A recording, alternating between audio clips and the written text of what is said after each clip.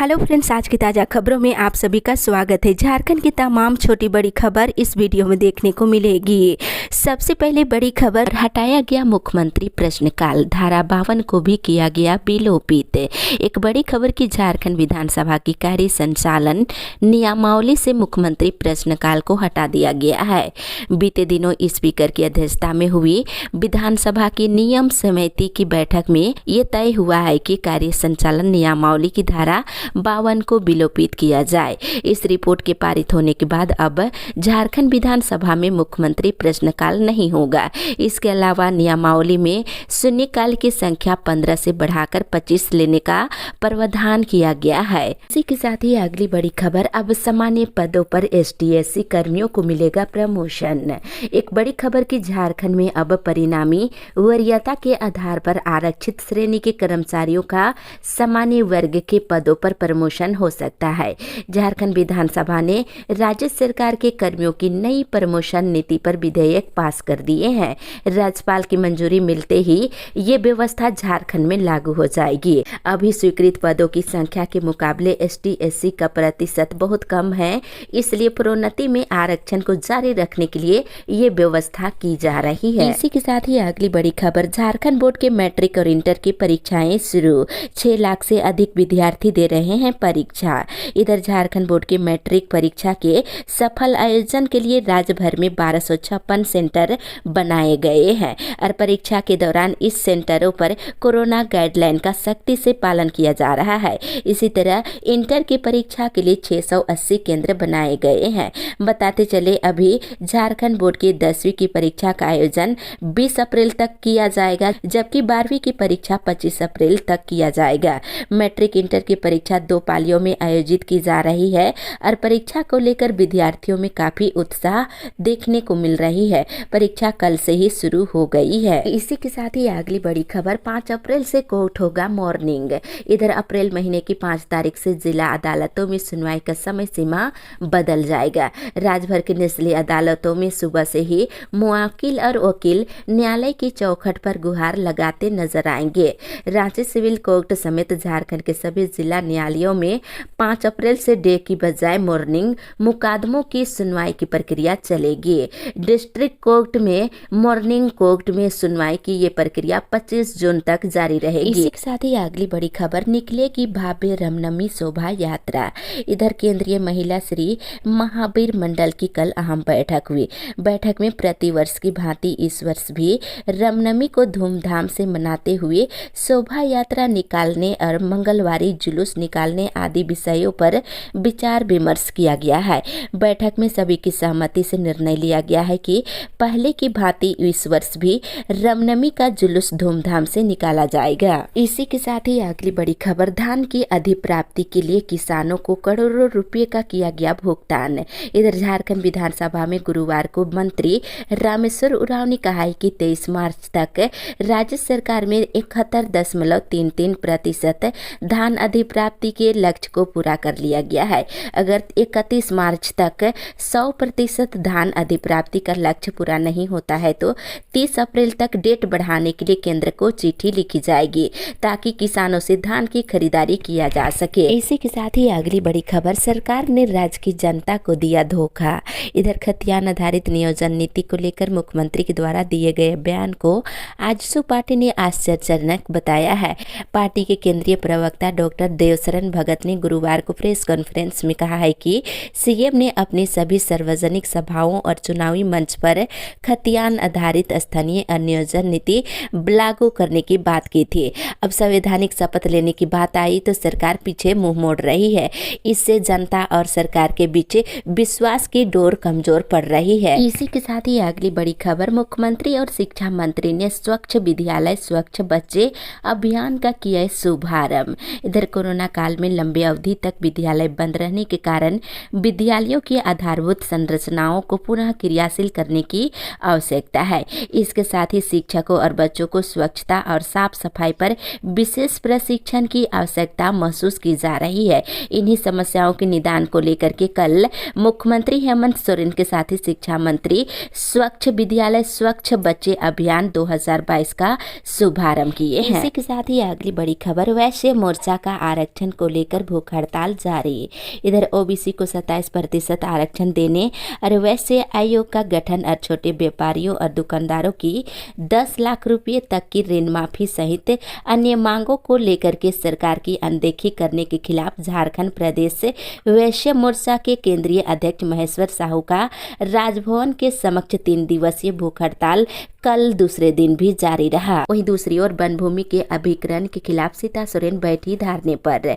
इधर झामुमो विधायक सीता सोरेन ने सीसीएल के आम्रपाली परियोजना सहित अन्य परियोजनाओं में कोयले के परिवहन के लिए अवैध रूप से हो रहे व्यापक पैमाने पर वन भूमि के इस्तेमाल के खिलाफ विधानसभा के मुख्य द्वार पर कल धरना पर बैठी। वहीं इस नियम पर रोक लगाने की मांग कर रही है। इसी के साथ ही अगली बड़ी खबर, इंटर की परीक्षा देने वाले थे शिक्षा मंत्री जगन्नाथ महतो, अधूरी तैयारी के चलते छोड़ दिए परीक्षा। इधर झारखंड के शिक्षा मंत्री जगन्नाथ महतो भी इस बार इंटर की परीक्षा देने वाले थे, लेकिन तबीयत खराब होने के कारण परीक्षा की तैयारी नहीं कर पाए। इस कारण वे परीक्षा नहीं दे रहे हैं। वहीं दूसरी ओर सरकार नहीं विश्वविद्यालय संचालित करेंगे बीएड कॉलेज। इधर राज्य के चारों राजकीय शिक्षक प्रशिक्षण कॉलेजों का संचालन अब राज्य सरकार नहीं करेगी। इसका संचालन सीधे ना तो स्कूली शिक्षा एवं साक्षरता विभाग या ना ही उच्च और तकनीकी शिक्षा विभाग से होगा। इन चारों शिक्षक प्रशिक्षण कॉलेजों को संचालन के लिए संबंधित विश्वविद्यालयों को सौंपा जाएगा। इसकी तैयारी चल रही है। इस पर सहमति के लिए फाइल वित्त विभाग को भेज दी गई है। इसी के साथ ही अगली बड़ी खबर, अब स्पीकर न्यायाधिकरण में आमजन भी दायर कर सकते हैं दल बदल मामले में याचिका। इधर झारखंड विधानसभा में कल दल बदल अधिनियम को लेकर एक बड़ा फैसला लिया गया है। सदन ने दल बदलने पर विधायक की सदस्यता खत्म होने वाले नियम में संशोधन के प्रस्ताव को सहमति दे दी है। इस संशोधन के बाद अब कोई भी व्यक्ति स्पीकर के न्यायाधिकरण में दल बदल से संबंधित याचिका दायर कर सकते हैं। इसी के साथ ही अगली बड़ी खबर, स्थानीय नियोजन नीति को लेकर सरकार का फूका पुतला। इधर मुख्यमंत्री हेमंत सोरेन के सदन में दिए बयान के बाद खतियान आधारित स्थानीय नियोजन नीति को लेकर राजनीति सरगर्मी तेज हो गई है। सीएम के बयान के विरोध में अल्बर्टेका चौक पर आंदोलनकारी देवेंद्र नाथ महतो के नेतृत्व में शहीद चौक से अल्बर्ट एका चौक तक जुलूस निकालकर मुख्यमंत्री का पुतला दहन कल किया गया।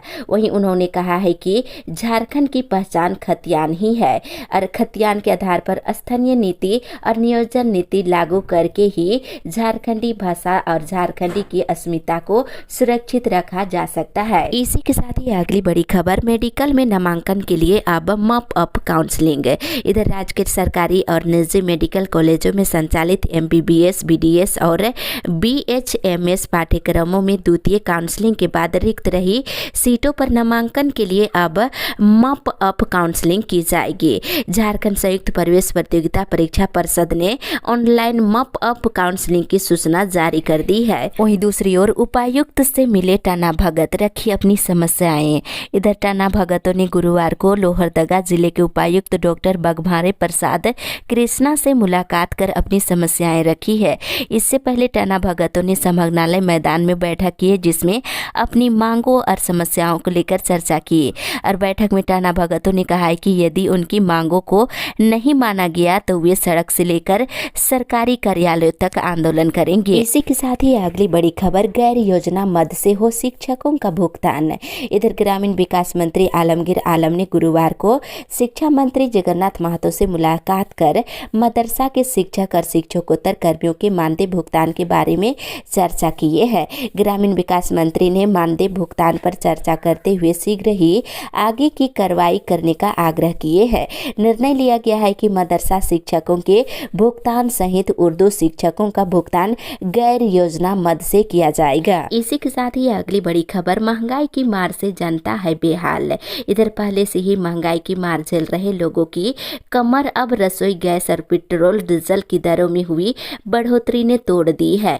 खाद्य तेलों की दाम भी आसमान छू रहे हैं। वहीं चावल, आटा, मैदा भी महंगी हो गई है। हरी साग सब्जी और फलों की बात तो मत ही कीजिए, क्योंकि इनके दाम तो लगातार बढ़ते ही जा रहे हैं।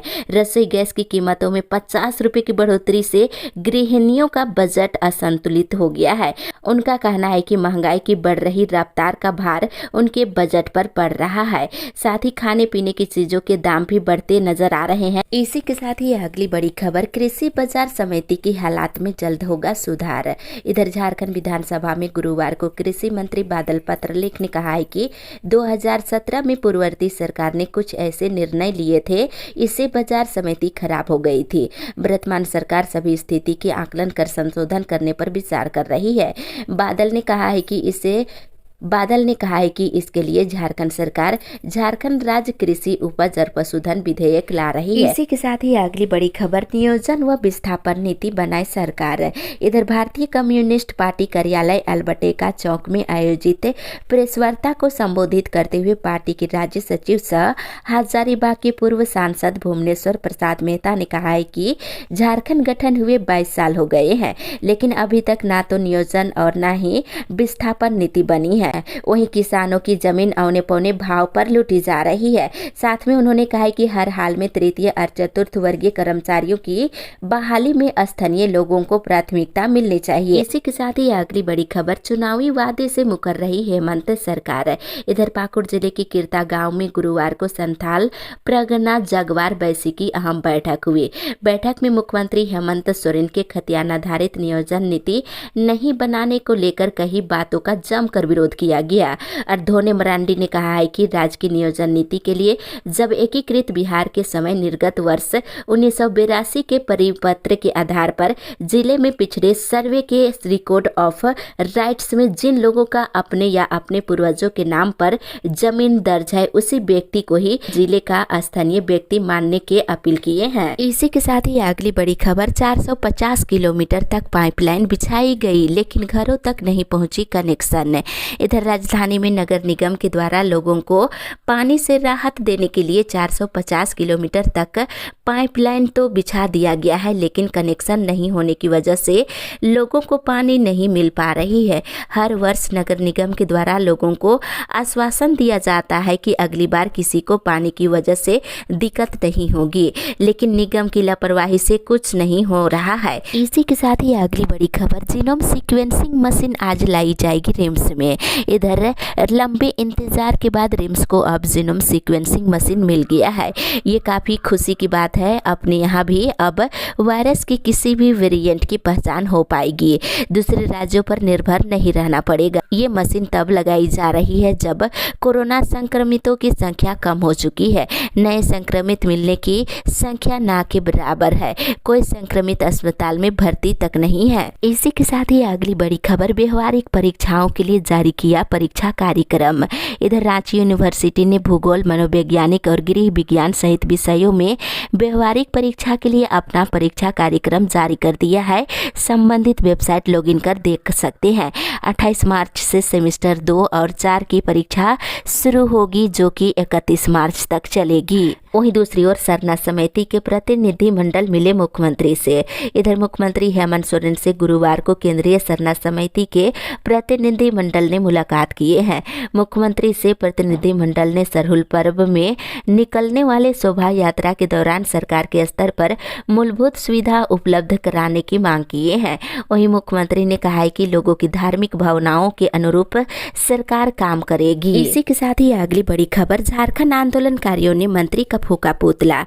इधर झारखंड आंदोलनकारी संघर्ष मोर्चा ग्रेटर जिले के बगोदर इकाई ने राज्य के मंत्री आलमगीर आलम के आंदोलनकारियों को पेंशन नहीं देने के बयान के विरोध में गुरुवार को बगोदर चौराहा पर उनका पुतला दहन किया गया।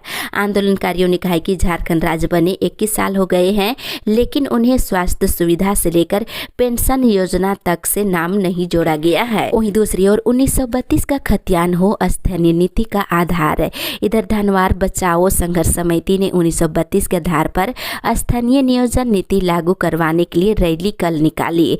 वहीं पुनीत राय स्टेडियम से निकाली गई ये रैली बड़ा चौक थाना चौक होते हुए गांधी चौक पहुंचकर नुक्कड़ सभा में तब्दील हो गई। वक्ताओं ने कहा है कि आज झारखंड के लोगों को अपने परिवार का भरण पोषण करने के लिए दूसरे राज्यों में जाकर काम करना पड़ता है, जबकि दूसरे राज्य के लोग झारखंड में सरकारी नौकरी कर रहे हैं। उन्होंने कहा है कि जब तक झारखंड में 1932 के आधार पर स्थानीय नियोजन नीति लागू नहीं किया जाएगा तब तक लड़ाई जारी रहेगी। इसी के साथ ही अगली बड़ी खबर, हिजाब का परीक्षा से कोई लेना देना नहीं। इधर सुप्रीम कोर्ट ने कर्नाटक के स्कूल कॉलेजों में हिजाब पहनने पर रोक के खिलाफ दाखिल याचिका पर शीघ्र सुनवाई करने की मांग वाली याचिका को कल ठुकरा दिए हैं। शीर्ष कोर्ट ने मामले की सुनवाई को लेकर के कोई तारीख नहीं तय की है। वहीं याचिकाकर्ता के द्वारा आने वाले परीक्षाओं की दुहाई दिए जाने पर कोर्ट ने कहा है कि इसका परीक्षा से कोई लेना देना नहीं है। मामले को सनसनी नहीं बनाने के निर्देश दिए हैं। इसी के साथ ही अगली बड़ी खबर, झारखंड में पनबिजली निगम के गठन की आवश्यकता नहीं। इधर राज्य सरकार ने राज्य में पनबिजली निगम के गठन की आवश्यकता को सिरे से खारिज कर दिया है। प्रभारी मंत्री बाना गुप्ता ने विधायक ढुलू महतो के सवाल पर स्पष्ट कहा है कि झारखंड में पनबिजली निगम के गठन की जरूरत नहीं है। राज्य में जिरेडा के माध्यम से पनबिजली और सौर ऊर्जा और पवन ऊर्जा काम कर रही है। इसी के साथ ही अगली बड़ी खबर, फ्रंटलाइन कर्मचारियों को 5 महीने से नहीं मिला मानदेय। इधर प्रज्ञा केंद्र संचालक कर्मचारियों को पिछले 5 महीने से मानदेय नहीं मिला है। इस दौरान VLI के कर्मचारियों ने कहा है कि हम सभी कोरोना काल में जान जोखिम में डालकर फ्रंटलाइन का काम किए हैं। इसके बावजूद 5 महीने से हमें मानदेय नहीं मिला है। मानदेय कब मिलेगा? जब तक मानदेय नहीं मिलेगा वैक्सीनेशन और वैक्सीन सेंटर में काम करने नहीं दिया जाएगा, क्योंकि कोरोना काल में हमें रात दिन ड्यूटी में जनता की सेवा किए हैं। सरकार और स्वास्थ्य विभाग को इस पर ध्यान देने की आवश्यकता है।